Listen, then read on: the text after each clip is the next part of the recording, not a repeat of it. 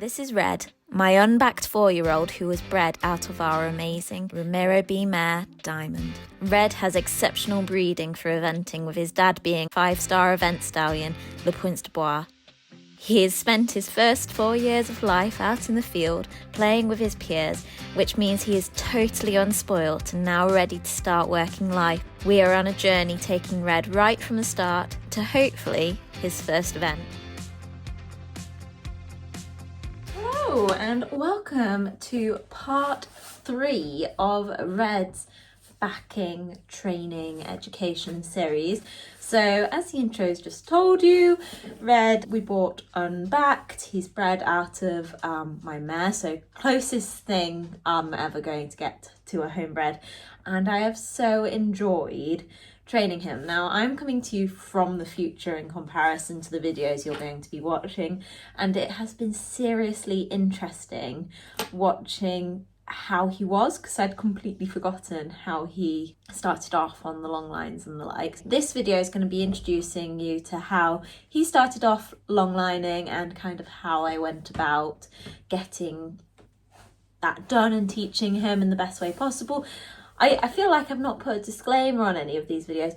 Obviously, I'm showing you guys how I start my young horses off. It's not the only way to do it. It's other people do it in other ways, and there is more than one route to Rome. I think that's the saying. So, like I say, personally, as long as the horses get to a stage where they understand, as long as they're safe, as long as they're happy and comfortable and dealt with in a good manner, I really don't mind how people do it. It just needs to be kind and progressive and fair on the horses so that they actually have a good foundation. But obviously this is what I did. I hope you enjoy the video and find it useful, and I will get into it now. All right then, so we are picking up where we left off. So Red's now used to wearing a roller and a bridle. He's learnt to do join up and he's learnt to lunge. So the next progressive step in my mind at that stage is to do some long lining. Now, I'd done some work with him previous to this where I'd sort of rested the lines on him, rubbed them all over his body so he'd got used to the feel of them. But obviously there does come a stage where you have to strap them on and see how you go. And as you can see, he's not completely sure, so I've just sort of given him a gentle scratch with it. And this is how I get the long lines going. So I got taught this when I was working on the dressage yard, backing a lot of youngsters. This was basically how I was taught that was easy to do them by yourself. Everybody will have their own opinions on this about the lines being on the floor and the likes. Obviously it's not BHS way, but realistically the horses tend to move away from the lines, and it means that I've got enough free hands that I can deal with it, and I'm not leaving a line up on his back that might fall off and frighten him. So it's each to their own. You've got to figure out what you decide is safe, and this is what I'm most comfortable with. There's not an extra person in the way, none of that. And you can see again, I'm just rubbing the line over his backside because at some point I'm going to pop that line over his bottom for the first time. And knowing Red, having seen his reaction with a few things, sometimes he can just be a little bit of a runner. And you can see I'm just gently trying to flick it over, and here he feels it on his side and goes, oh my goodness, that's very frightening, and he ran away. So Mum was more interested in giving me a hand than videoing, so she stopped the video. But as you can see, after he did run for a little while, he did quite a few laps, but then he did steady down and he did walk and relax, which is good. So I got him going on this rein and got him settled. And obviously he's getting so many new sensations now. So he's got the lines, they're not attached to his bit at this stage, they're attached to the dually halter. Obviously when he trots, he can feel them on his side and on his bottom, and that's all very strange for him. So I'm just gently talking to him, using my body language, using what we've been doing when we've been coming to it with the join up, trying to put all of those bits together so that he can learn to work. And then we're just getting him to the point where he's settled, walking and trotting, and I can do an upwards and a downwards transition. And he is just relaxing down a little bit compared to how he initially started off. And he's unsure. You can see him just steadying up and slowing down, speeding up, etc. But he is starting to settle in. He's listening to me. His ears are flicking to the middle, and he's concentrating and lowering his neck. So pretty good. I think this was all within sort of the first 5-10 minutes. I'm trying to show you as much as I can without boring you with endless footage of us going around in circles. But this is basically what we did. I chose to go in the indoor arena because it was a confined space, so he couldn't get too much speed up or get away from me, because I didn't want the lines to end up trailing behind him or anything like that. And he's obviously settled enough that he thinks he can scratch his nose. Now at this stage, I'm just asking him with the outside line just to turn left, so we can change the rein, and he didn't understand that. Not at all. So I was like, right, okay, because sometimes you can just sort of pull that way and they'll turn their head and turn around, and it's kind of easier than trying to turn them around any other way. But obviously for him, he felt it on his bottom. He was like, no, I'm not sure. So what I then did was I used my body to get him going the other way, like I would when I was doing join up, and it worked. But you notice he then had the line touching on his other side. So we've spoken about this, about how they don't necessarily link up one side to another, and when you change sides it seems like it's completely new. And you can see what his reaction was, and he's going around very tense behind, very unsure, because this line's touching all the way down his right hand side and touching on his bottom, and he's just thinking, oh my goodness, this is really frightening. But the bonus with this indoor is that it's really not very large, so he doesn't get a chance to get too much speed up, which could potentially lead to a bit of disaster, because he'd get away from me, and I wouldn't want to let him get tangled up.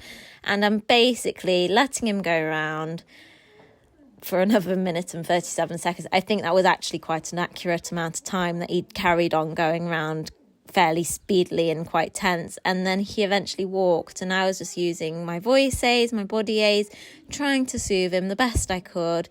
You notice I'm not bothered about the lines drifting on the floor, other than the fact that I really probably should have cleared up those poles and blocks in the middle of the arena. But hey ho, live and we learn. The yard isn't my own, so I'm sharing it with other people. So I try to be considerate and not put stuff away if people need it out and whatever. But there are times where I thought, oh, I wish I'd put that away. But hey ho. But no, I don't mind if the lines touch the floor, providing they're not going to get caught on anything and he's not going to tread on them. I'm not going to fall over them. We're all about being practical here, not perfect. We just get on with it.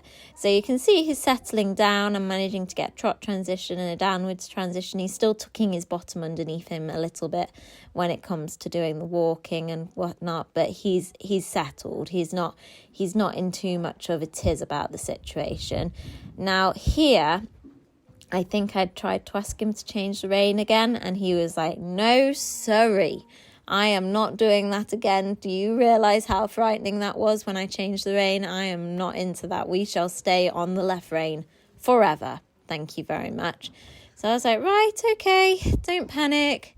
Let's just keep going. You can just keep walking. And this day it was quite a long session, because what I've gathered from Red is he learns so fast. He's so clever. And you can see here, I'm just starting to try and walk behind him a little bit so that I can just get into a position where I can help him change the rein. And he's having none of it at this stage. But as I was saying, he learns incredibly quickly, which is wonderful if he's learning good stuff and he's learning the right stuff that's going to be helpful.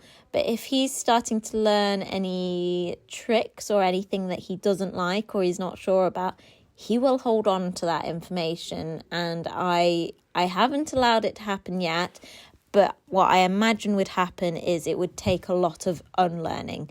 So my aim is to not let him learn a bad habit or get a fright. He needs to finish a session on a good note.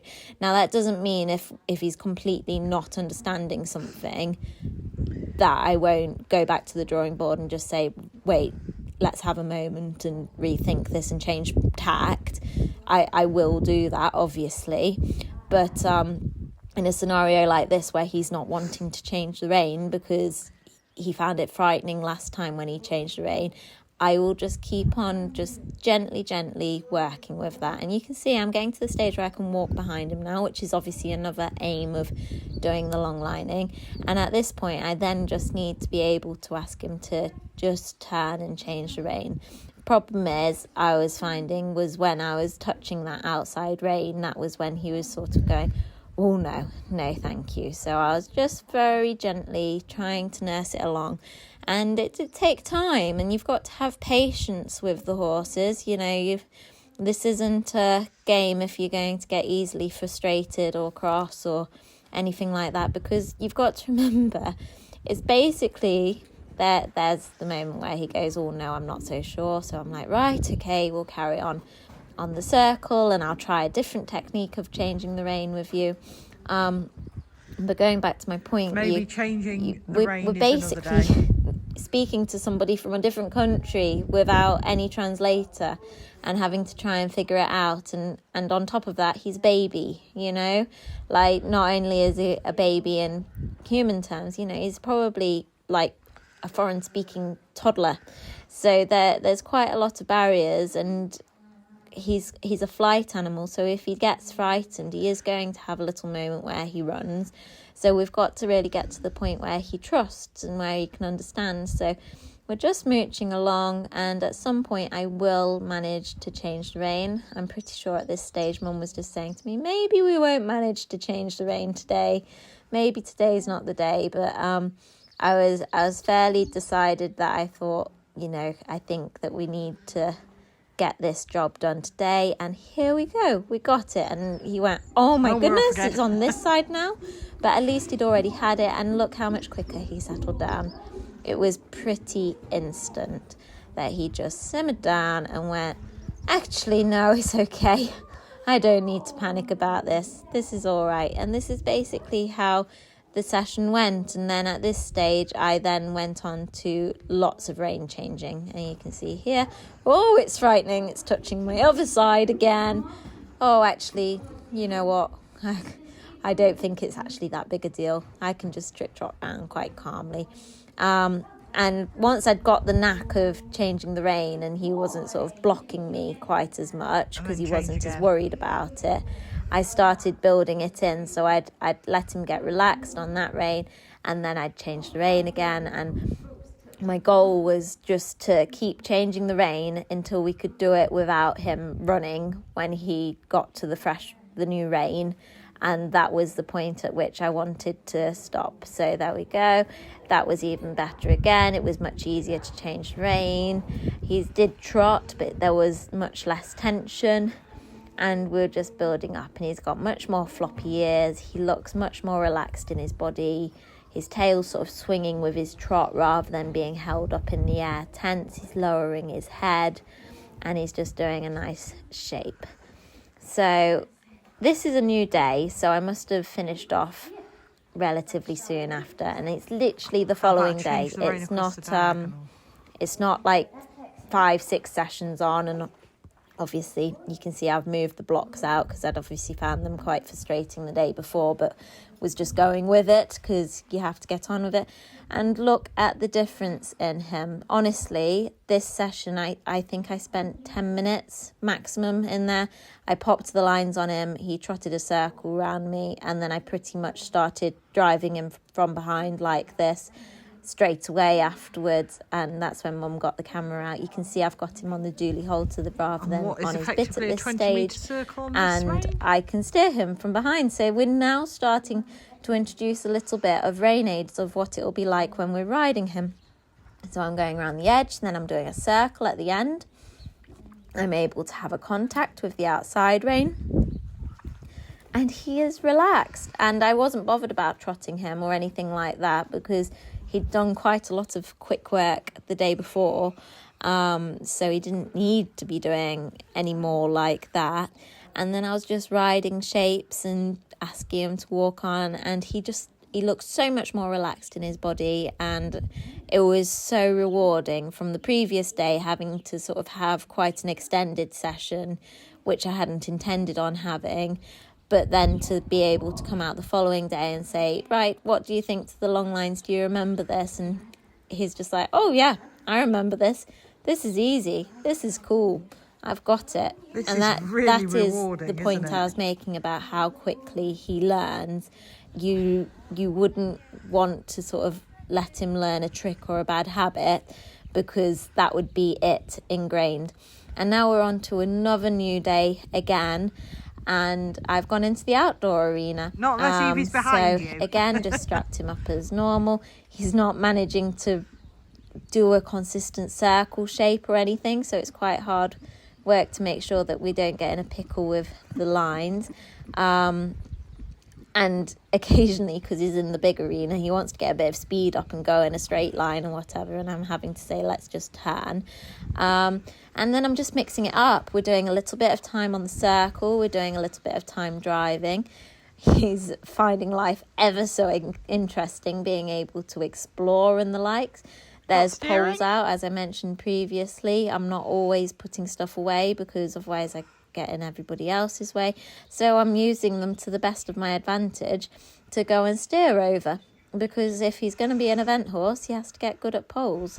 I was about 10 billion miles away behind on the lines. I'm not going to lie, guys. If I were long lining a grown-up horse, it would be so much easier, but you don't know where these baby horses are going, and there's a lot of lines to navigate. And I'm not being funny, he is a big boy. He walks pretty quick, so that's another element to keep up with. And he's lovely, but he is quite sharp and switched on. If he's not sure, he goes, and he moves quite quickly, so you have to be on your A game to catch him.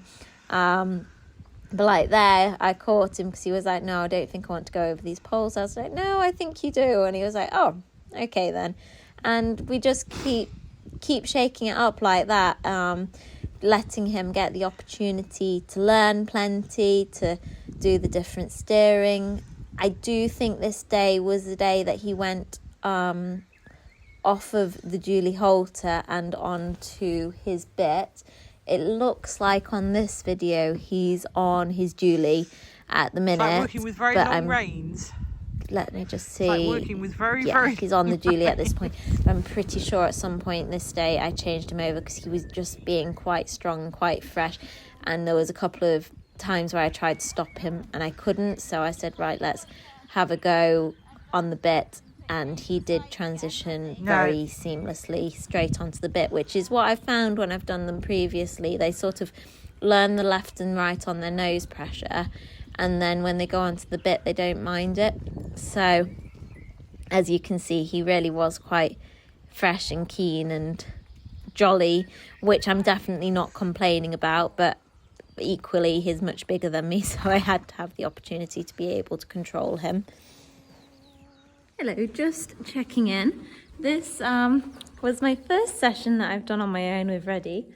And no, he's not attached to me. We do a lot of work loose. And as you can see, he's very happy with his bridle on. And he's very happy with his roller on.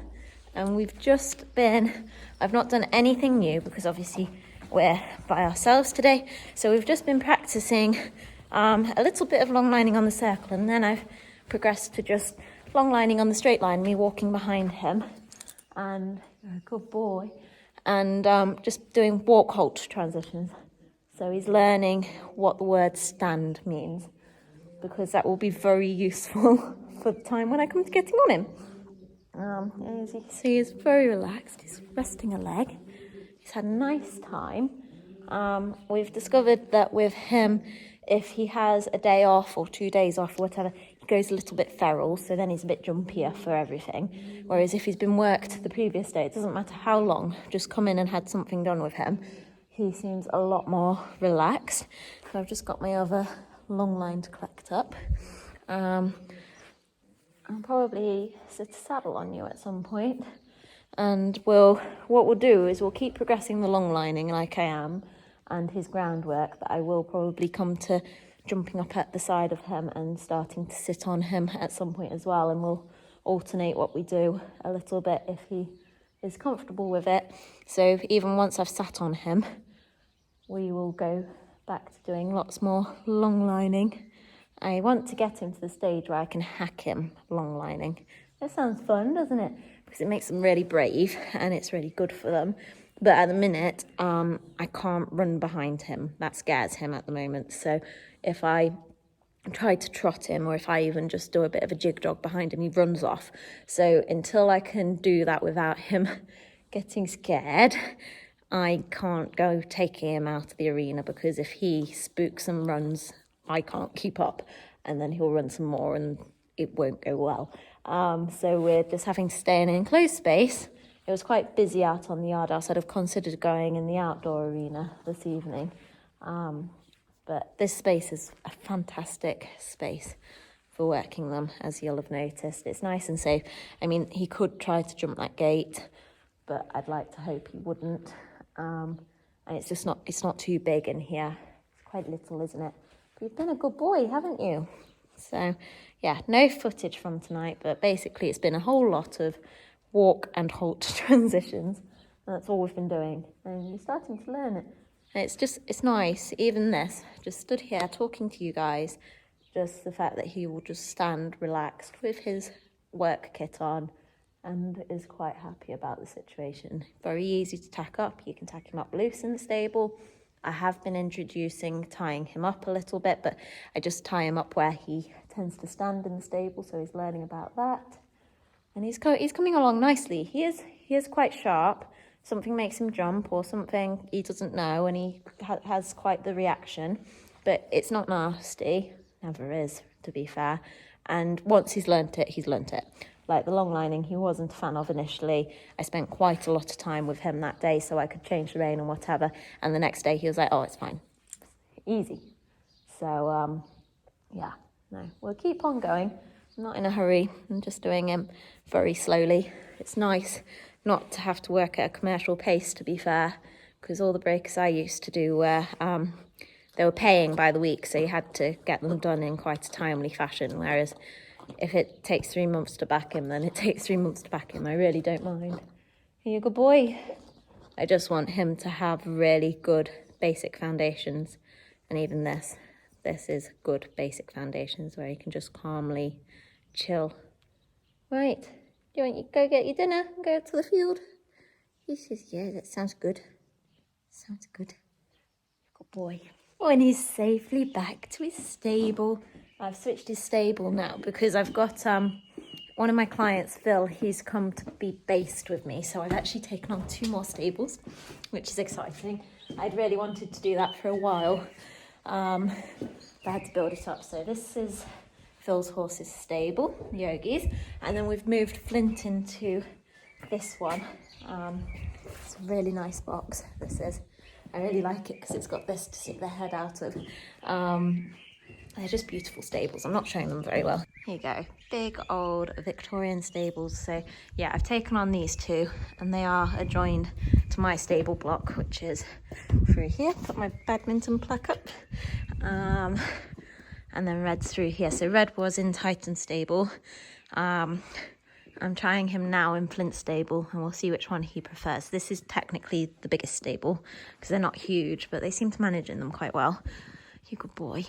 But if he decides that he prefers Titans, he can have Titans because I've got 5 horses and 6 stables here now. And what I was getting to is he's in alone. There's no other horses here. I've been quite disciplined about doing that since he's got here, just so it's normal, because in the summer I try to have them living out as much as possible because it's good for them. So when I come to riding, I tend to just grab one in. And Maggie particularly can be a bit stressy, and so can Donut. And I was just thinking, actually, I don't know if Fred's staying or if he'll be going to a new home, but the fact that he can stand in on a yard by himself without being stressed is just a bonus. It's better for him as well. So you're a good boy. So I'll get him untacked.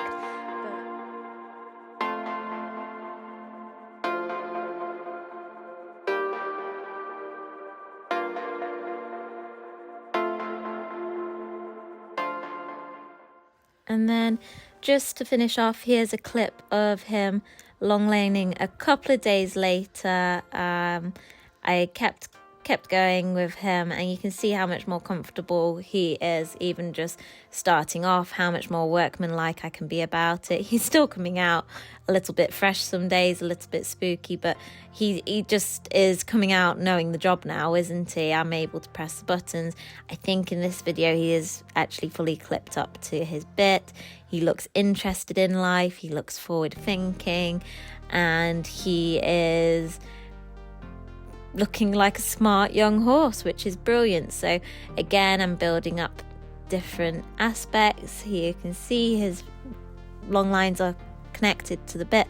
I'm doing walk halt transitions. He's standing for as long as I ask him to, and then he's walking on when I ask him to, and everything's just a little bit easier because he's a little bit more knowledgeable.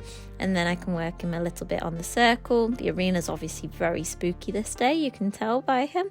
He's got a lovely expression on his face as he's working. I think is a really sweet horse. I know I've said in that clip there, I don't know if he's staying or not. I really hope he's staying. I really do love him. You can see his work on a circle is much more consistent circle shape, still quite speedy, still quite forwards, but you know, when I always think when you're working babies, you want them to be forwards. It helps them with their balance.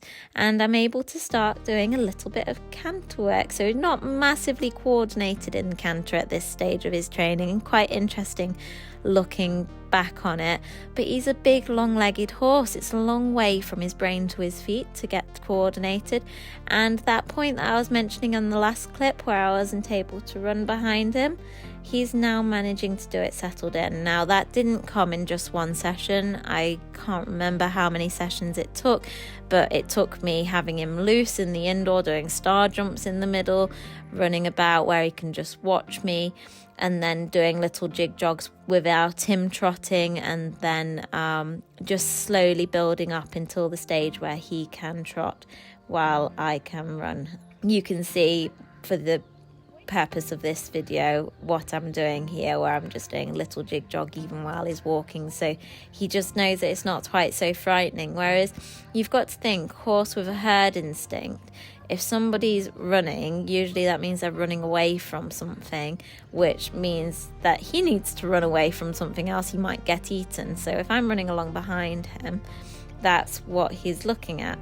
So it's actually a massive learning curve that goes against his instincts, and yet he has learnt it, which shows just how trainable he is.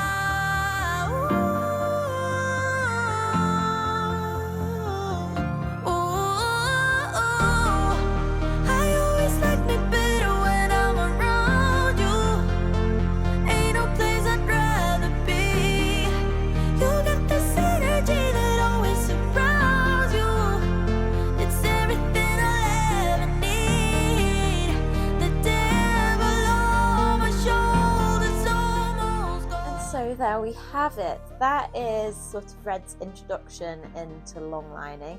Like I said at the beginning of this video, it's been very interesting watching what he was like at the start to how he is now, because like I say, I'm much further on even in his training than what you've just seen. I'd forgotten just how nervy he was about the lines initially, but you can see how quickly he progressed. That probably I'd have to go and look at the dates on the videos, but I think that was a week's span. So he learned that so quickly, and we didn't rush him. We just did it as he was ready, and just steadily progressed in a kind and gentle fashion. And yeah, I think you can see how much he learned in that time and how confident he finished off. So obviously, as I mentioned in the video earlier, next step is to start with a saddle and then potentially a little bit of long lining out hacking. Now, I was at the stage that I could run behind him just in case anything happened, because he's a big boy if he goes, so I have to be able to keep up because my legs aren't the longest. So yeah, I hope you found that interesting, and make sure to tune in next time for the next stage of his backing progress. I promise to upload this next one a little bit sooner. And if you've not already subscribed, please do, because it really helps me out. And I will see you next time. Thanks for watching, guys.